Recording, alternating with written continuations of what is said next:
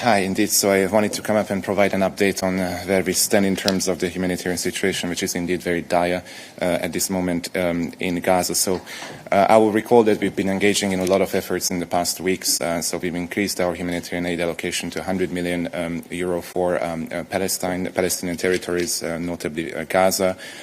This aid is being implemented by our humanitarian partner organizations on the ground. So these are NGOs, international organizations, and the United Nations. Now, in addition to that, we've organized now, if I count well, 24 humanitarian air bridge flights. This means that we receive cargo from different humanitarian partner organizations, but also from different member states. And then we organize actual flights from various locations around the world, be it Brindisi, Dubai, or various locations here in Europe.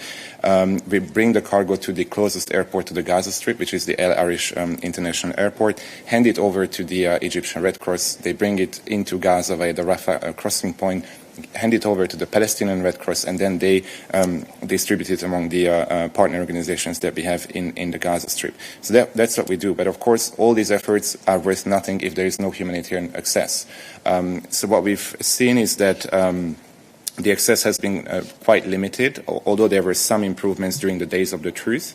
But let's not forget that before the hostilities started on the 7th of October, we had on average 500 lorries going in on a daily basis into the Gaza Strip.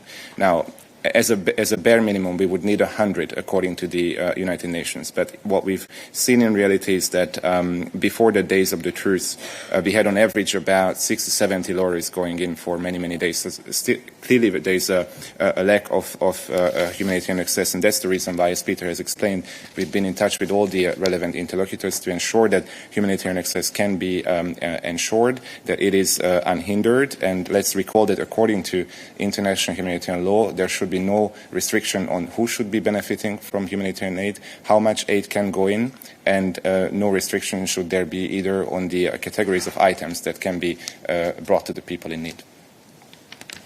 Thank you very much indeed. Balázs, more questions for Balázs on this topic or other topics while you're here?